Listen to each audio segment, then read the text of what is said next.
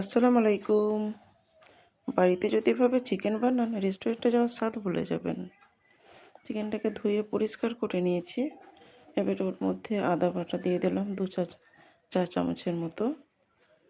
এটা হচ্ছে লঙ্কা গুঁড়ো, হলুদ গুঁড়ো, জিরে গুঁড়ো, ধনে গুঁড়ো, মানে সব কিছু। এটা হচ্ছে ম্যাগি মশলা, ধনে গুঁড়ো, সব কিছু দিয়ে দেবো। এটা হচ্ছে সাদা গোলমরিচ পাউডার, কালো গোলমরিচ পাউডার, শাহি গরম মশলা গুঁড়ো, নুন স্বাদ মতো, গোটা গরম মশলা, হচ্ছে টক দই, কসুরি মেথি, একটু সরষের তেল দিয়ে ভালো করে এটাকে ম্যাগনেট করে নেব। ম্যাগনেট করা হয়ে গেছে। এটা আমি ঘন্টাখানেকের জন্য চাপা দিয়ে রেস্টে রেখে দেবো। দেখুন এবার আলুগুলো আমি একটু নুন হলুদ দিয়ে সেদ্ধ করে নিয়েছিলাম, প্রায় সেদ্ধ হয়ে গেছে।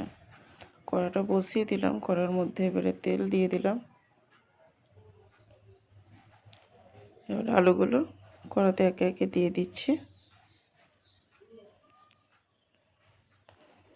দেখুন লাল লাল মতো হয়ে গেছে, হালকা ওরে তুলে নেব। ওই কড়ার মধ্যে তেল আছে আর একটু ঘি অ্যাড করলাম।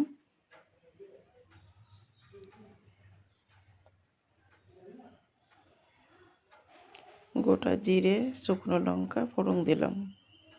এবারে ছোট ছোট করে পেঁয়াজগুলো কেটে রেখেছিলাম দিয়ে দিলাম।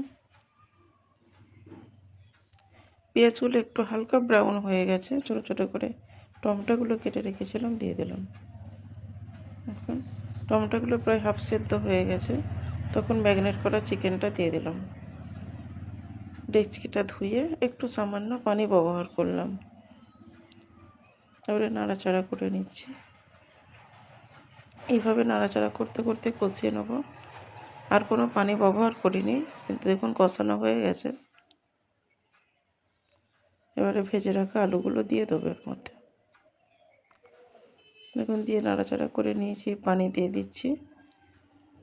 অতিরিক্ত ঝোল করব না, গামাখা মতো হবে। দেখুন রান্নাটা প্রায় আমার হয়ে গেছে।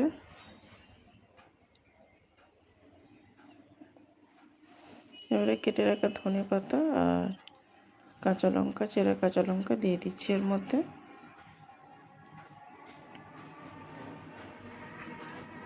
ওপর থেকে একটু চিনি দিয়ে দিচ্ছি। আর এটা হচ্ছে জায়ফলকে গ্রেট করে এর মধ্যে দিয়ে দিচ্ছি।